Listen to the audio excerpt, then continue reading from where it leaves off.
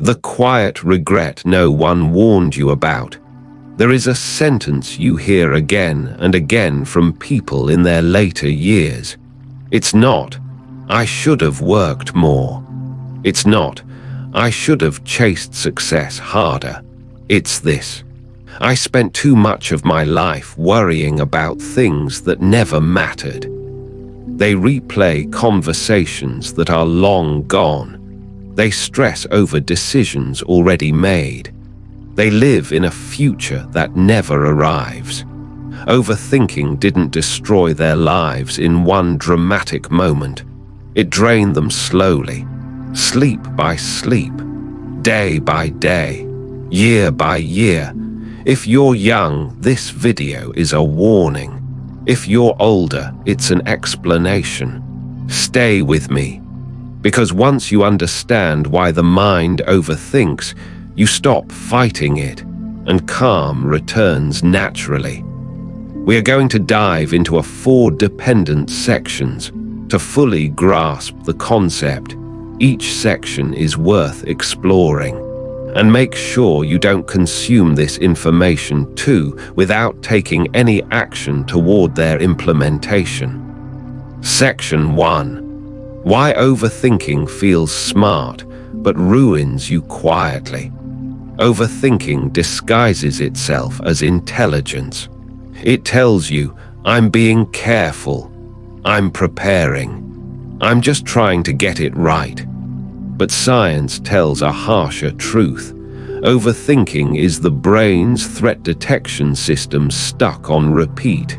Neuroscientists call this rumination, a loop where the mind tries to reduce uncertainty but only increases stress instead. If thinking actually solved the problem, it would end. It doesn't. The Stoics understood this centuries ago.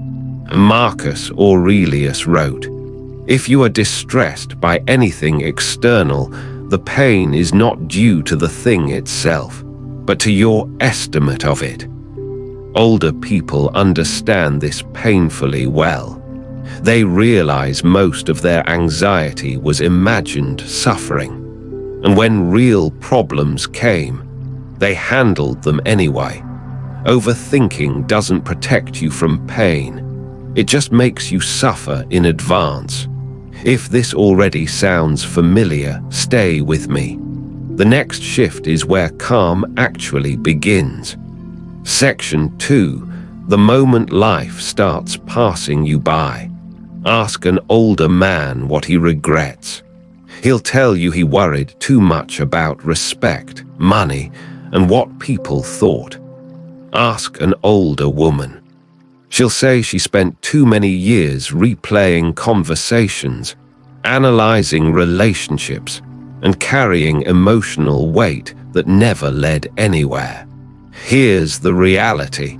Overthinking keeps you mentally busy but emotionally absent. Psychology confirms this.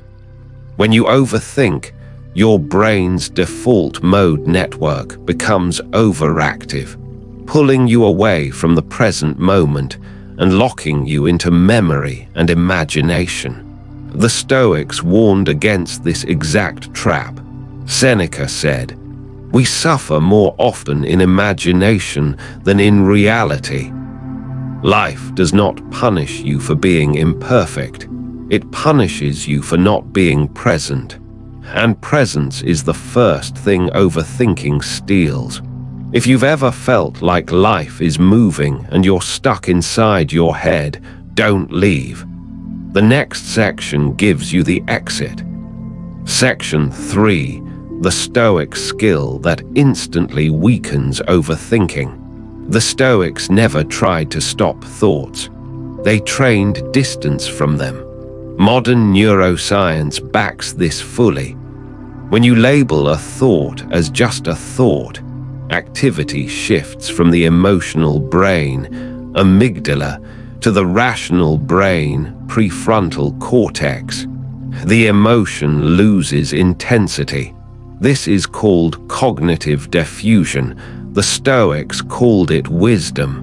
Epictetus taught, It is not events that disturb us, but our judgments about them. When a thought appears, you don't fight it. You don't follow it. You observe it. Older people often discover this accidentally through gardening, walking, prayer, or simple routines. Not because life became easier, but because attention returned to what's real. Overthinking fades when the mind stops leading and starts observing. Pause for a moment. Take one slow breath. Notice where you are. That's not weakness, that's control. Section 4, the question that ends mental noise for good. There is one Stoic question that instantly collapses overthinking. What requires my action right now? Not tomorrow, not hypothetically, not emotionally, right now. If the answer is nothing, then thinking is unnecessary. Older people eventually learn this the hard way. They realize peace didn't come from solving everything, but from letting go of what never required their action in the first place. Marcus Aurelius left us this reminder.